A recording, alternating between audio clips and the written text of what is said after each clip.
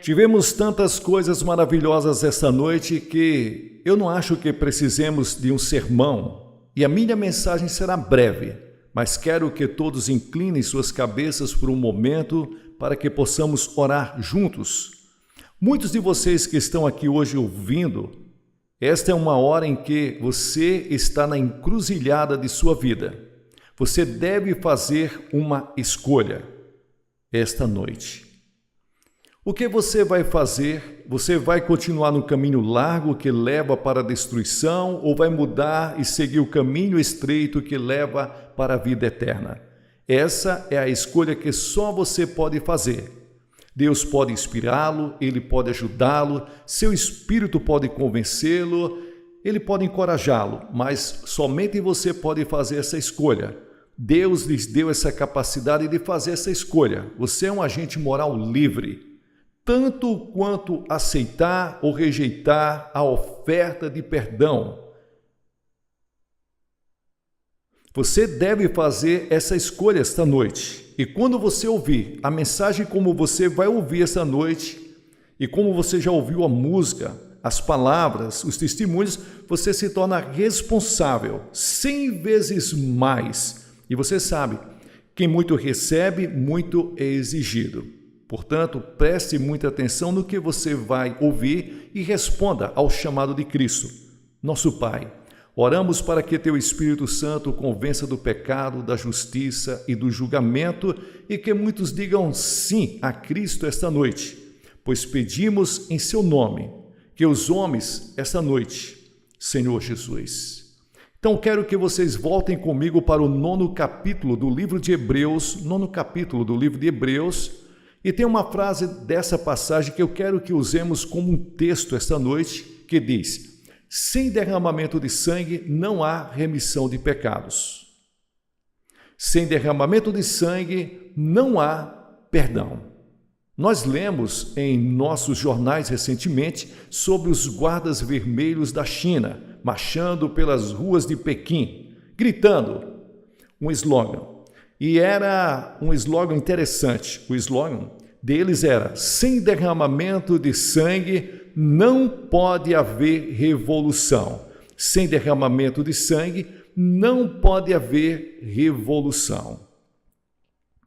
O ex-presidente do corpo estudantil da UCLA, que agora é cristão, disse a um de meus associados recentemente que o sangue é o símbolo da Revolução Mundial.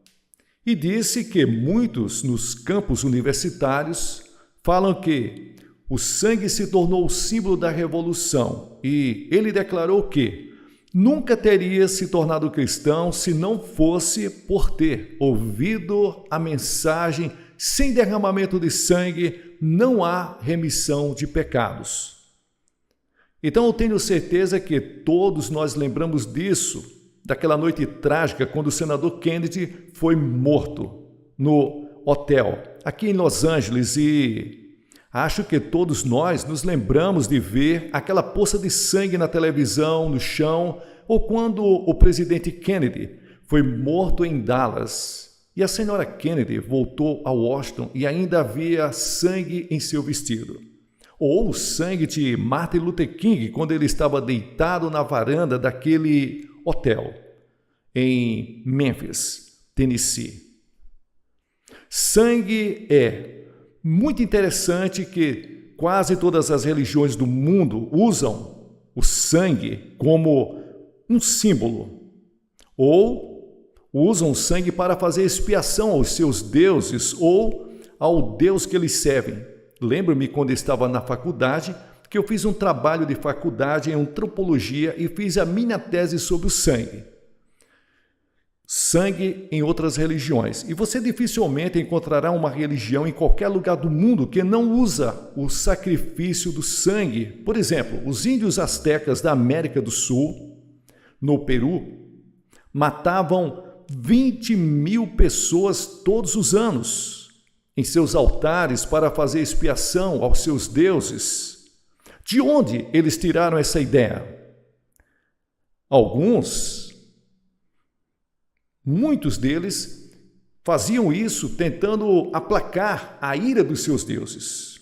Li em um jornal essa semana que estão oferecendo sacrifícios ao vulcão Steve em Moscou há algum tempo e perguntei ao meu guia por que a estrela vermelha, o que significa a estrela vermelha com 5 pontas. Ele disse, não sabe? Eu disse, não. Ele disse, a estrela vermelha representa os 5 continentes do mundo. E o vermelho representa o sangue que deve ser derramado antes que todos os continentes do mundo se tornem socialistas. Em nossos jornais, que todos os dias lemos, nós vemos sangue sendo derramado no Vietnã. E aqui mesmo, em Orange County, lemos sobre dezenas de pessoas todos os anos que são mortas nas rodovias. Sangue é derramado. O crime que é tido, sangue é derramado. Um dos romances mais populares nos últimos anos foi editado, o livro de Al Capone, A Sangue Frio. Há algo que evitamos e ainda algo que nós estamos sendo fascinados sobre o sangue. E quando você pega a Bíblia, muitas pessoas ficam surpresas que há sangue de Gênesis a Apocalipse. Por quê? Há tanto sangue na Bíblia? Eu costumava me fazer essa pergunta, na verdade, em um período da minha vida. Era uma pedra de tropeço para mim. Por quê? Havia tanto sangue, porque os judeus ofereciam em seus altares milhares de sacrifícios todos os anos, aparentemente para apaziguar um Deus irado. Por que damos tanto valor ao sangue de Jesus Cristo em todo o Novo Testamento? Você está consciente do sangue de Jesus Cristo e toda vez que você pega o pão e o vinho e está ali no serviço da comunhão em sua igreja, você é lembrado do corpo que foi partido e do sangue que foi derramado. E aquele que você usa em seu serviço de comunhão é um símbolo do sangue que foi derramado na cruz do Calvário, onde Jesus morreu. E de onde vem essa ideia? Quando você se volta para Levítico, capítulo 17, no versículo 11, diz, porque a vida da carne está no sangue, e eu dei a vocês sobre o altar para fazer expiação por suas almas, porque é o sangue que faz expiação pelas almas. Em outras palavras, a Bíblia diz que você precisa de expiação, você precisa de perdão, você precisa se reconciliar com Deus e só há uma maneira de fazer isso, é através do sangue. Bem, a pergunta vem a mim esta noite, por que o sangue? Porque se Deus não usa outra coisa, porque Deus exige sangue. Você sabe, a ciência ainda não descobriu o que realmente é a vida. Há algumas pessoas que têm uma ideia de que nos próximos anos a ciência pode ser capaz de fazer um ser humano, mas eles estão errados. Eles podem ser capazes de fazer um corpo e um cérebro, mas nunca serão capazes de fazer um espírito ou uma alma. E é isso que distingue o homem de um animal. O homem tem um espírito feito para a imagem de Deus. Vivemos em um corpo temporário, mas nosso espírito, nossa alma, sua eternidade feita para a imagem de Deus. Agora, nosso sangue circula a cada 23 segundos para que cada célula do corpo seja constantemente suprida e limpa ao mesmo tempo o sangue, carregando todo o lixo e jogando fora, sem contaminação. É a substância mais misteriosa do corpo e é composta da vida do corpo, e cada um de nós aqui, essa noite, preto, branco, vermelho, amarelo, rico, pobre, somos todos parentes, somos todos irmãos de sangue. Tentem entender isso. Deus fez de um só sangue todas as nações de homens. Todos nós estamos diante de Deus, podemos ter face diferente, mas todos nós temos a mesma origem. Viemos de Adão, todos nós temos o mesmo sangue, a mesma relação de sangue. Melvin é meu irmão, está aqui essa noite, mas todos vocês são meus irmãos e irmãs pela criação e em um sentido especial. Se você conhece Cristo, nós somos irmãos e irmãs, membros de um só corpo, de um grupo especial chamado na Bíblia de o corpo de Cristo. Mas é o sangue de Adão que corre em minhas veias. E se você é judeu, negro, branco, ou gentil, pagão, um culto, é o sangue de Adão, porque esses são os problemas, porque você vê o sangue, carrega a sentença de morte. A corrente sanguínea foi contaminada por uma doença chamada pecado.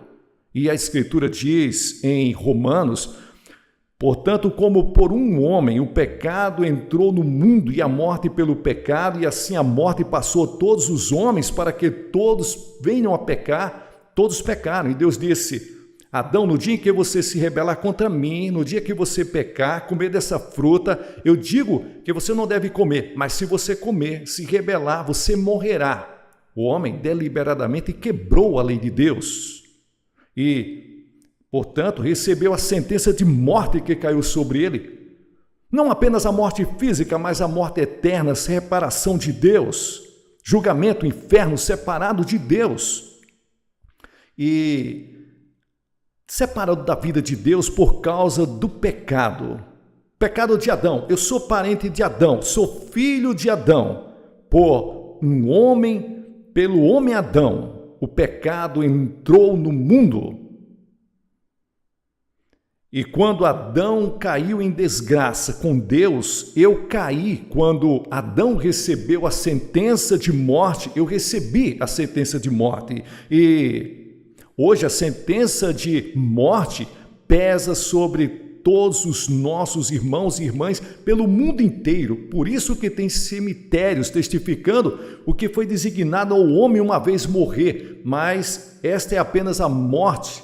Existem dois tipos de mortes na Bíblia: a morte espiritual. Muitos de vocês estão vivos fisicamente, mas sua alma está morta para com Deus, não encontra felicidade e paz, segurança e realização nesta vida. Você pode ser rico, pode tornar-se poderoso, pode tornar-se popular, pode ter todos os bens materiais, mas se sente sem realização, nem satisfação, nem alegria. E muitas pessoas passam a vida inteira à procura de algo, coisas que eles nunca descobrem porque você tem a morte espiritual, você está separado de Deus.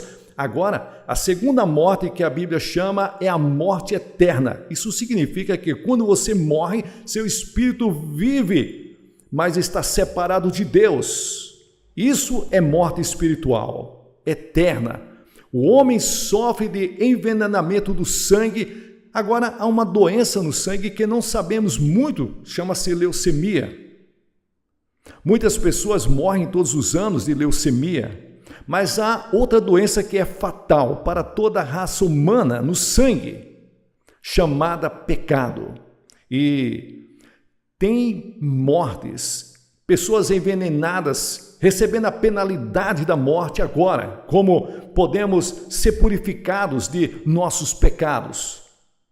Voltamos direto para Adão e Eva, quando Adão e Eva pecaram contra Deus e se rebelaram contra Deus. Deus poderia ter explodido esse mundo, criado um outro universo. Dificilmente saberíamos disso. Mas Deus amou o mundo de tal maneira que deu seu Filho unigênito. Deus não quis que ninguém perecesse, mas que todos viessem ao arrependimento.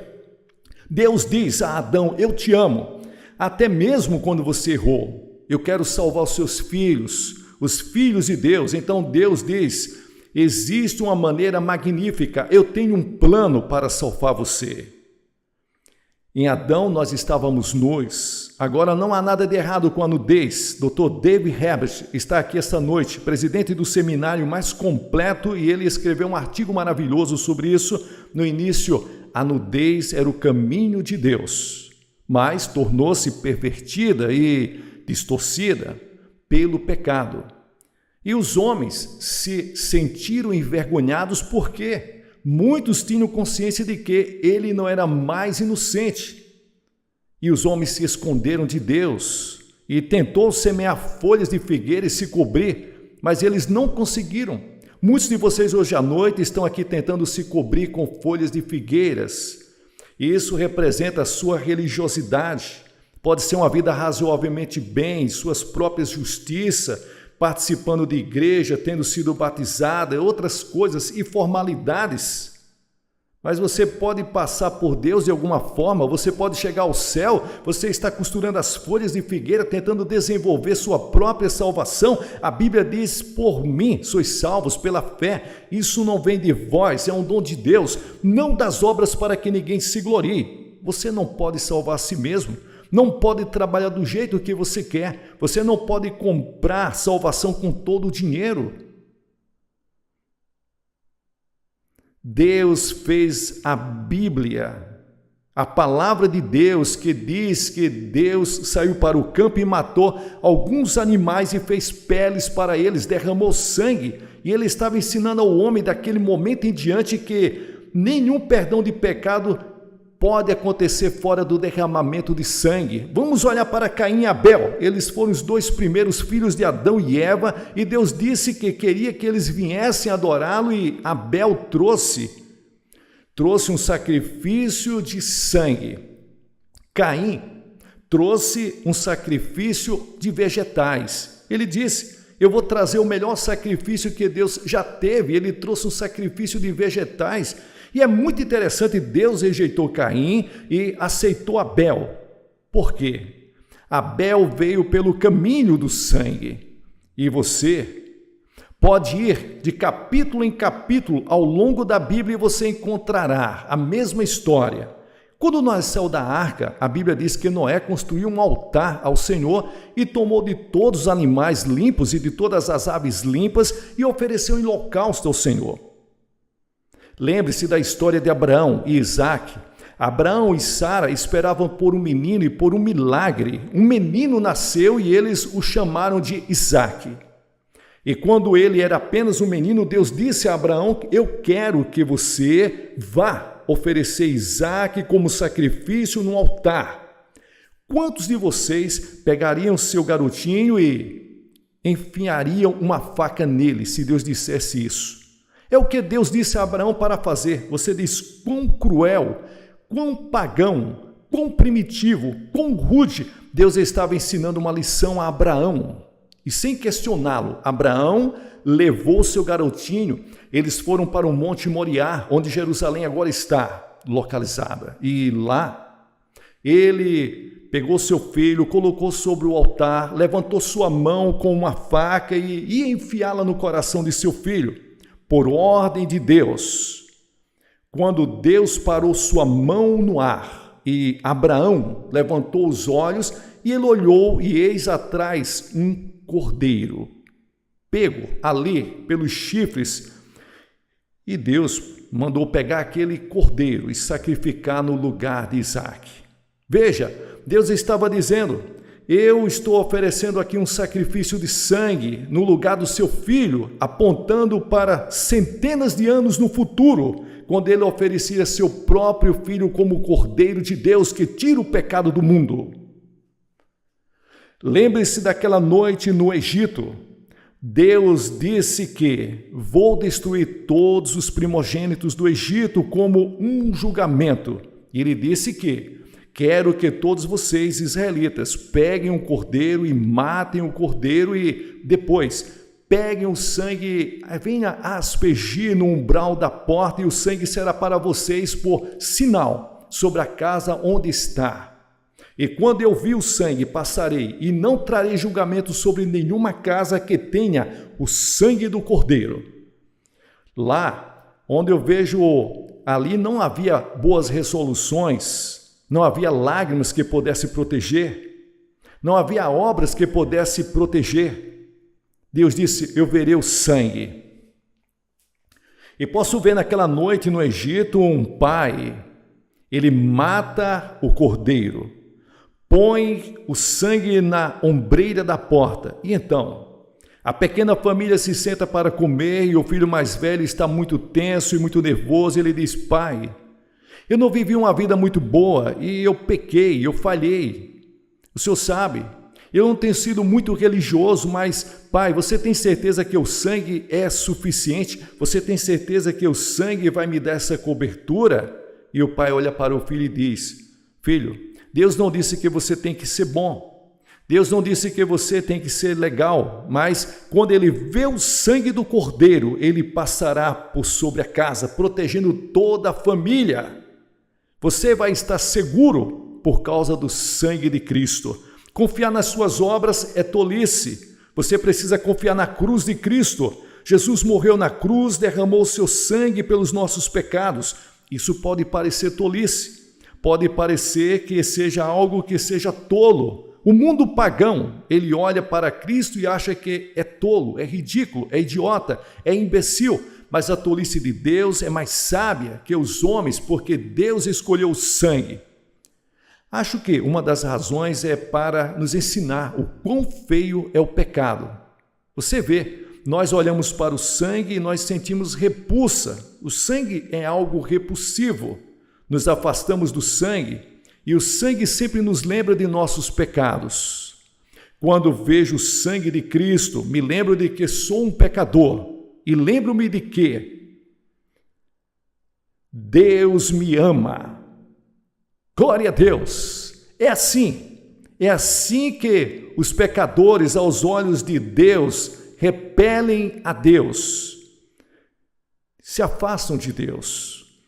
Mas isso é por causa dos nossos pecados. Quando eu vejo o sangue, por onde passarei? Olho para o Novo Testamento e nosso Senhor está chorando por Jerusalém, ele está suando gotas de sangue no jardim e assim por diante. A cruz, ele está morrendo e o sangue está descendo por seu rosto e descendo por suas mãos e do seu lado e por seus pés. 14 vezes ele previu a sua própria morte. Ele disse a Nicodemos: como Moisés levantou a serpente no deserto, assim deve o Filho do Homem ser levantado. O sangue de Cristo é mencionado no Novo Testamento 255 vezes. Por quê?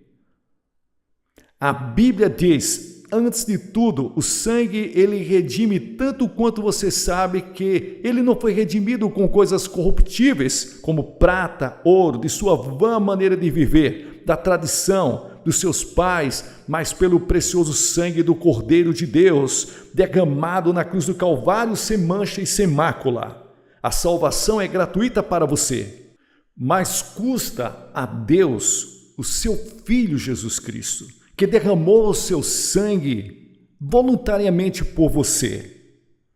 E a palavra redenção significa comprar de volta. Por que você precisa ser resgatado? Porque a Bíblia diz que você é o escravo do pecado. Todo aquele que comete pecado, como escravo do pecado, disse Jesus em João 8,34.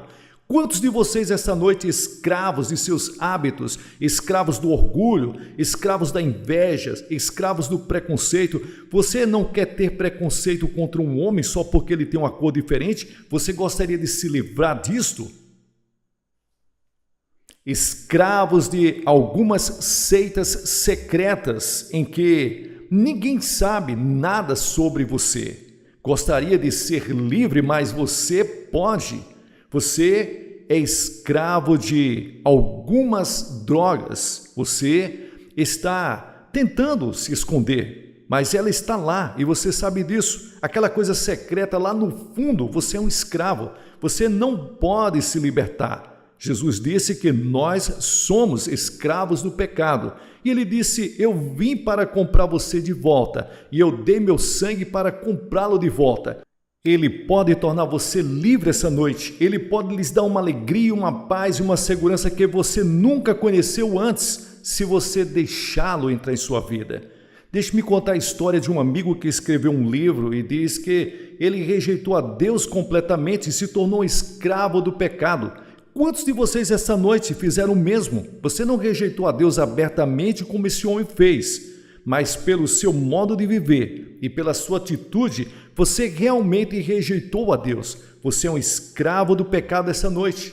Você gostaria de ser livre? Ele morreu para fazer você livre. Em segundo lugar, a Bíblia ensina que somos justificados pelo sangue. Romanos capítulo 5, versículo 9. Muito mais agora, sendo justificados pelo seu sangue, seremos salvos da ira. Isso significa que nós somos justificados. Significa como se nunca você tivesse pecado. Para ser colocado diante de Deus como se você nunca tivesse cometido pecado, agora pense nisso por um momento. Deus não apenas te perdoa. Você gostaria de ser perdoado, mas Ele faz mais do que isso. Ele te justifica como se o pecado nunca tivesse sido cometido. E é feito pelo sangue de Jesus Cristo, sendo justificado pelo seu sangue. Não me pergunte como, eu não sei. Mas quando eu aceitei Jesus Cristo pela fé, eu quero te dizer, fui perdoado. Eu quero te dizer isso. Quando eu chegar na entrada do céu, não vou dizer, Senhor, meu nome é Billy Graham.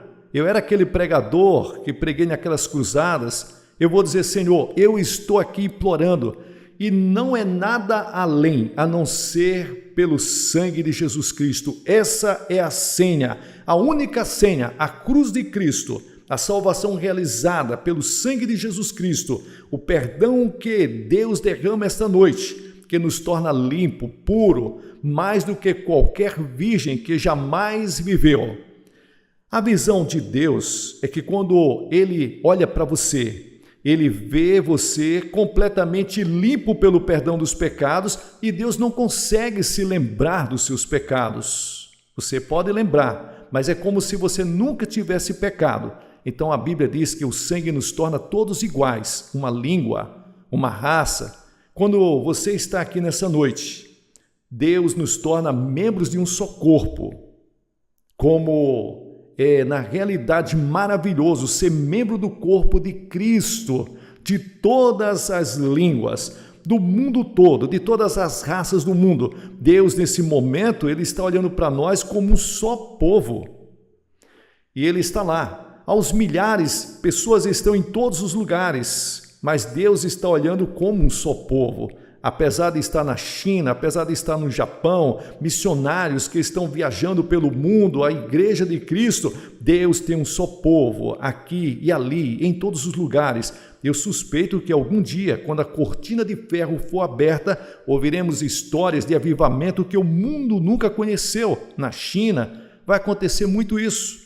Na Europa Ocidental, esta noite Deus está trabalhando onde membros do mesmo corpo. E quando eu encontrei cristãos no verão passado, eu conheci cristãos de todos os países da Europa Ocidental. Eu os conheci na Rússia, eu os conheci na Tchecoslováquia, na Bulgária, na Romênia, na Hungria. E em todos esses países eu conheci cristãos. Não estive na Albânia. E eu era o irmão deles no momento em que eu os conheci. Nós paramos ali, me deram um tapinha nas costas, nós choramos, foi emocionante nos ver ali. Quando falei com 1000 líderes na Europa Ocidental no verão passado, eles choraram o tempo todo. Eu contei histórias de membros do avivamento do mesmo corpo. Eu não sabia falar a língua deles, mas eu era um membro do mesmo corpo, estávamos unidos, nós éramos irmãos pelo sangue de Jesus. Há uma aliança de sangue ao redor desta terra que nenhum poder político pode quebrar. É um reino maior que a América, maior que a Rússia, maior que a China. É o reino de Deus. E somos membros pelo sangue de Jesus. E o sangue de Cristo traz a paz. Colossenses capítulo 1, versículo 20, diz: tendo feito a paz pelo seu sangue, pelo sangue da cruz, estamos vivendo em um mundo em guerra e a sombra de uma terceira guerra mundial paira sobre o mundo inteiro. Mas o tipo de guerra de que estamos falando aqui é a guerra que está acontecendo entre Deus e o pecado. Deus faz as pazes através do sangue da cruz. Ele faz as pazes entre você e Deus. Não seria maravilhoso ir para a cama esta noite e saber que todos os seus pecados foram perdoados, que você está justificado aos olhos de Deus e você ter paz em seu coração? E a Bíblia diz que o sangue purifica Revelação capítulo 1, versículo 5. Aquele que nos amou e nos lavou dos nossos pecados em seu próprio sangue. A Bíblia diz que o sangue de Cristo reconcilia-nos. Temos bancos de sangue em várias partes do mundo. E eu me lembro de alguns anos atrás, quando eu fui operado e quase sangrei até a morte. Eles me deram transfusões e fiquei feliz por aqueles bancos de sangue. Hoje à noite há um banco de sangue ao qual podemos recorrer pela fé, que removerá nossa culpa e nossos pecados. Você sabe que existem transplantes de coração. São os médicos que estão fazendo isso no nosso tempo e 2 fatores determinam o sucesso da operação. Ali, primeiro, tem que haver um doador. Temos um doador eterno, uma pessoa celestial, Jesus Cristo, que morreu por nós e deu seu sangue e deu seu coração para você. A segunda coisa que o paciente pode é aceitar ou rejeitar o coração que ele recebe. Esse é o grande problema que eles estão encontrando agora, é a rejeição. Essa noite Deus te dá o poder de aceitar ou rejeitar. Tenho certeza que quando o coração é transplantado, já que o paciente não entende toda a química científica envolvida em todo o processo que vai ser feito, talvez o médico também não entenda tudo, e neste caso, eu sei que não entendo tudo, em nenhum lugar da Bíblia diz para que nós venhamos a entender tudo. Você só tem que entender o que a Bíblia diz, que você vem por uma fé simples, infantil. Essa é a razão pela qual Jesus disse que você tem que vir como uma criança. Ele disse que você tem que vir para ser convertido como uma criancinha. Não venha assim tentando ser intelectual, descobrir logicamente passo a passo. Você tropeçará porque Deus não permitiu que venhamos a conhecê-lo somente pela sabedoria. Você tem que vir pela loucura do Evangelho, e a pregação da cruz é loucura para aqueles que perecem. Em outras palavras, você deve estar disposto a se tornar um tolo por amor a Jesus Cristo e recebê-lo pela fé e fazer algo que parece louco, ridículo, como Moisés levantando aquela serpente de bronze no deserto, como se isso fosse curar alguém, ou como se tivesse alguma qualidade médica, e não tinha. Mas Deus queria que fosse um símbolo de fé. Você vê, Deus quer que você venha a Ele pela fé, que você o agrade pela fé. Agradar a Deus mais do que tudo. Você tem que ter fé em Cristo, tenha fé que Ele morreu por você, tenha fé que Ele ressuscitou, receba-o e diga, vou colocar minha confiança total nele, e então algo sobrenatural acontece dentro de você, que nada podemos fazer para explicar. Você nasce de cima, a vida se torna nova, diferente, você tem um novo poder, uma nova capacidade de enfrentar a vida. A partir desse momento, tudo que eu vou pedir para você fazer essa noite é para que você receba Cristo. Pai, mãe, jovem, mulheres, crianças, vocês precisam de Cristo em seu coração esta noite. Você precisa ser perdoado de seus pecados, você quer ser justificado aos olhos de Deus, quer ser purificado esta noite. Você quer confiar no sangue de Jesus, somente no sangue de Cristo para a sua salvação? Você quer ter a vida, você quer mudar, quer aceitá-lo, recebê-lo esta noite como seu Senhor e seu Salvador? Você pode ser membro da igreja, você pode ser um oficial da igreja, você pode ser católico, protestante, um judeu, você pode não ter nenhuma religião, mas Deus falou com você essa noite e você precisa de Cristo e precisa recebê-lo e quer ter certeza que está pronto para se encontrar com Deus. Vou pedir para que faça algo e diga, eu recebo Cristo em meu coração. Se você estiver com os amigos e parentes, eles vão esperar por você. Se você veio de ônibus, eles vão esperar. Eu peço que você se aproxime, porque cada pessoa que Jesus chamou no Novo Testamento, ele chamou publicamente. Faça isso. Ao homem que estava com o braço atrofiado, Jesus disse, venha para o meio. Se você está aqui nessa noite, está disposto a reconhecê-lo perante o seu Pai que está nos céus, você que está aí na parte de cima dessa varanda aí, você que está nas galerias, venha, vai demorar alguns minutos, talvez você esteja um pouco distante, comece a descer agora. Centenas de vocês se levantem. Se você veio com algum amigo, traga ele aqui na frente. Venha. Depois que todos vierem, eu vou dizer uma palavra Vou fazer uma oração, vou dar alguma literatura e um conselheiro vai aconselhar vocês depois. Aí vocês voltam e se juntam aos seus amigos. É muito simples, mas é muito importante. Pode ser a mudança na vossa vida para começar a viver uma vida nova, uma nova direção. E eu vou pedir